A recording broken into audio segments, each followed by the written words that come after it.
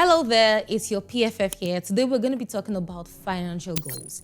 And we're not just talking about the cute ones that we write inside the new journal or your notes app every January and then you forget by March.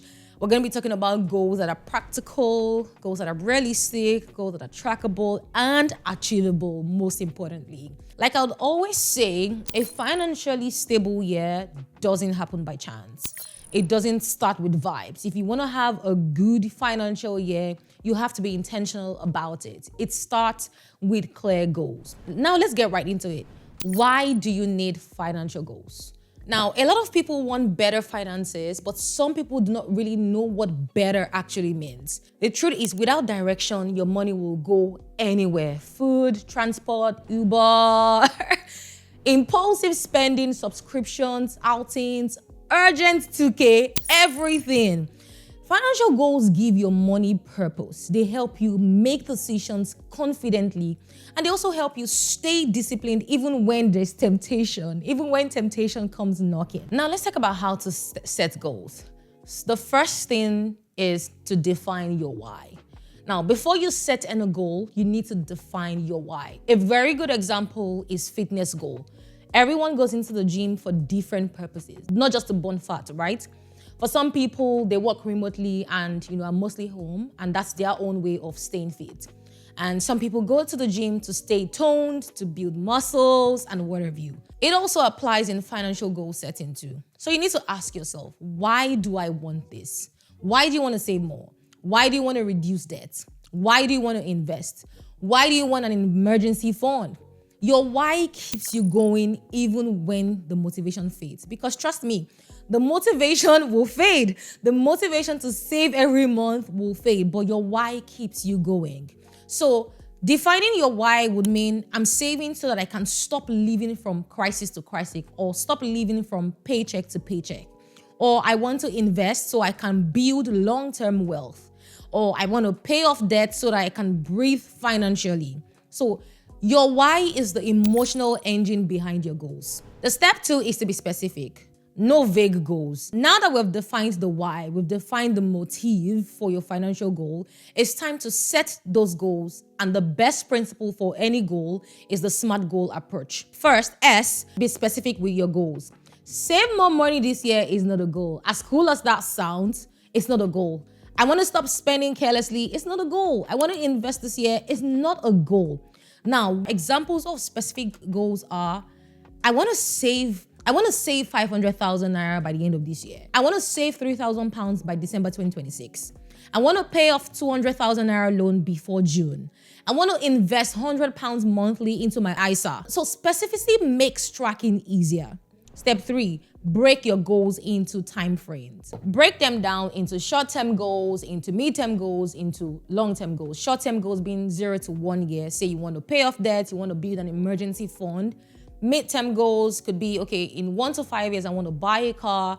I want to, complete my master's. I want to travel to 3 countries or 3 continents. Long-term goals could be retirement planning, could be buying a home. This helps you prioritize without overwhelming yourself. Step 4, make the goals realistic. Now, when we say realistic, we're not saying have small goals. We're saying set goals that are actually achievable.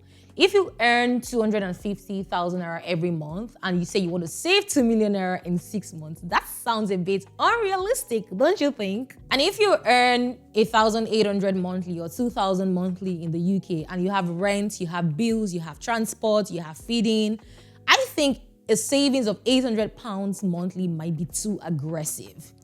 So yeah, you can stretch yourself, but don't punish yourself. The goal should actually challenge you and not frustrate you. You don't want to be frustrated by your financial goals at the end of the year. Step 5, assign numbers to your goals. Every financial goal needs numbers, a target amount, a timeline, a monthly or weekly contribution.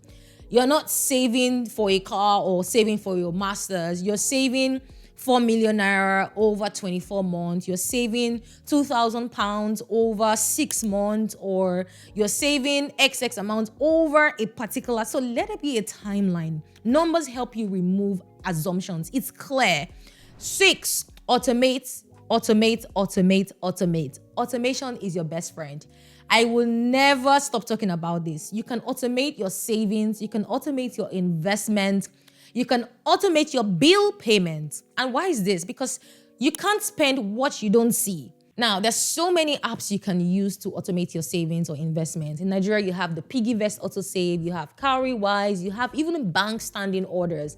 In the UK, you have your direct debits, you have your standing orders, you have your Revolut Vault, you have Plum, you have Monzo. Just automate. Number 7, track your progress. Tracking keeps you accountable. It keeps you in check. So don't just set the goals and just leave it hanging. Monitor it, track it. Okay, after 6 months, after 3 months, after 6 months, where am I at? Look at it. You can track it through a notebook. You can use a spreadsheet. You can use mobile apps if you find spreadsheets very confusing. You can use mobile apps. Have monthly check-ins with yourself. Celebrate small wins. See, if you save 10,000 naira, if that's your first savings and it's a milestone for you, celebrate it. If it's 50 pounds every month that you're committing to, celebrate those small wins, because at the end of the day, what matters is the compounding results of your efforts. Finally, I think it's very important to adjust when life happens. Learn to adjust. Life is not linear. Expenses could change, seasons change, income changes. Emergencies arise as well, so adjust your goals. It's not failure, it's just wisdom. A goal that you adjust is still alive, but the one that you abandon is gone. That's the end, right?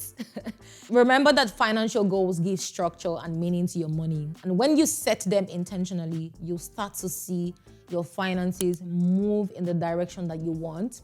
Not just by luck, not just by chance, but by intentional efforts. So let me know what you're gonna do differently this year. Let me know if you've set your goals for the year, or if you're, as you've watched this video, gonna set your financial goals for the year in the comment section. Thank you.